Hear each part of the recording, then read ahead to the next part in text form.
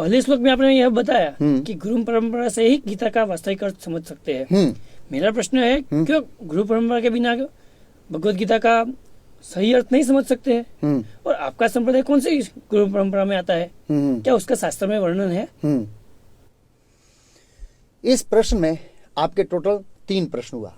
कितने प्रश्न हुए? 3। पहला प्रश्न, गुरु परंपरा के बिना भगवत गीता का अर्थ सही तरह से क्यों नहीं समझ सकते हैं? इस्कॉन कौन से संप्रदाय अथवा कौन सी गुरु परंपरा में आता है और उसका वर्णन कौन से शास्त्र में है? बराबर ना? हाँ। जैसे हम भौतिक शिक्षण प्राप्त करने के लिए जाते हैं तो प्रमाणिक स्कूल अथवा कॉलेज में ही क्यों जाते हैं? जो पुस्तक हम स्कूल में पढ़ते हैं, पाठ्य पुस्तक, वो तो बाजार में मिलती है। घर पर वो पुस्तक पढ़कर क्यों नहीं समझ सकते हैं? यानी इतने सारे रुपये खर्च करके हम स्कूल की फी भरते हैं, बहुत सारे रुपये खर्च कर स्कूल अथवा कॉलेज में ही क्यों जाते हैं? मैं आपसे ये प्रश्न पूछता हूँ।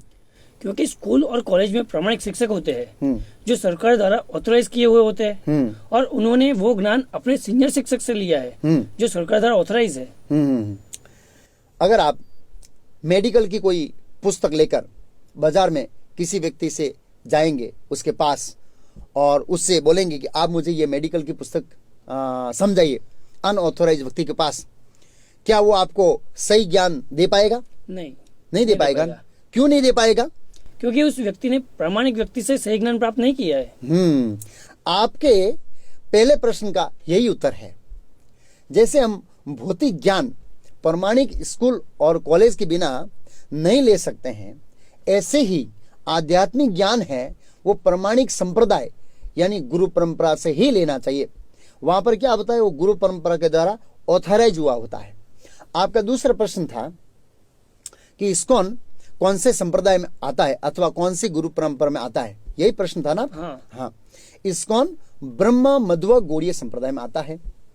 आपका तीसरा प्रश्न था कि इस्कॉन जिस गुरु परंपरा में आता है या जिस संप्रदाय में आता है उसका शास्त्र में वर्णन है या नहीं, यही प्रश्न था ना? हाँ। इस्कॉन ब्रह्म गौड़ीय मध्व संप्रदाय में आता है जिसका वर्णन पद्म पुराण में है। संप्रदाय विना मंत्रास्ते निष्फला मताः अतः कलो भविष्यन्ति चतुर संप्रदायिना श्री ब्रह्म रुद्र सनक वैष्णव इति पावनः सत्वारस्ते कलो भव्य ही उत्कोल पुरुषोत्तमः रामानुचार्य श्री ही शिव सक्रे मध्वाचार्यम चतुर्महस विष्णु स्वामिनो रुद्रो निंदात्यम शत्रुक्षणः। अर्थात इस श्लोक का अर्थ है, संप्रदाय विहीन मंत्र यानी संप्रदाय के बिना जो मंत्र और परंपरा विहीन श्रवण, गुरु परंपरा के बिना श्रवण और उसका अध्ययन सभी क्या है? निष्फल है। कलयुग के लिए 4 प्रमाणिक संप्रदाय हैं। कितने संप्रदाय हैं? 4। श्री संप्रदाय, उसमें रामानुचार्य, ब्रह्म संप्रदाय मध्वाचार्य, कुमार संप्रदाय जिसमें निम्बार्काचार्य और रुद्र संप्रदाय विष्णु स्वामी। ये जो श्लोक है ये डायग्राम के अंदर है और ब्रह्मा जी की परंपरा में आता है। मीन्स ब्रह्मा जी कृष्ण से होकर ब्रह्मा, ब्रह्मा से नारद, नारद से व्यास, ऐसे चैतन्य महाप्रभु और उससे शिला प्रभुपाद आए होकर ये गुरु परंपरा तक आया और मैं आपको ये ज्ञान दे रहा हूँ। आपके संशय का निवारण हुआ? हाँ। और कोई प्रश्न है? हाँ, पूछिए। पहले श्लोक में आपने कुरुक्षेत्र के बारे में बताया था, लेकिन बहुत से लोग ऐसा कहते हैं कि कुरुक्षेत्र जैसा कोई स्थान नहीं है। कुरुक्षेत्र यानी यह शरीर 5 पांडव यानी 5 घोड़ा और कृष्ण बुद्धि के समान है, आत्मा यात्री के समान है। यह सब घटना काल्पनिक है, वास्तविक उनका अस्तित्व नहीं है। ये सब रूपक है। नहीं, रूपक नहीं है। कुरुक्षेत्र जो जगह है एक बहुत बड़ा धार्मिक स्थल है, ये रूपक नहीं है। ये एक सत्य घटना है, वास्तविक सत्य घटना हुई है और एक बहुत बड़ा पवित्र धार्मिक स्थल है। वैज्ञानिकों की दृष्टि से देखें तो वैज्ञानिकों ने भी संशोधन किया है कि हजारों वर्ष पहले कुरुक्षेत्र भूमि पर बड़े बड़े अणु अस्त्रों का प्रयोग हुआ था और इतिहास की दृष्टि से देखें तो भी प्रमाण मिलता है कि ये स्थान आज से 5000 साल पहले था, उसका इतिहास मिलता है।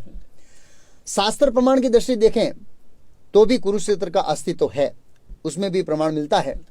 और शास्त्र 2 प्रकार के होते हैं, श्रुति और स्मृति। स्मृति है वो उपनिषद जो है वो श्रुति में आती है। ज्वालो उपनिषद में कहा है, तस्माद आहु कुरुक्षेत्रम देव यजनम, कुरुक्षेत्र देवताओं को यज्ञ करने का स्थान है।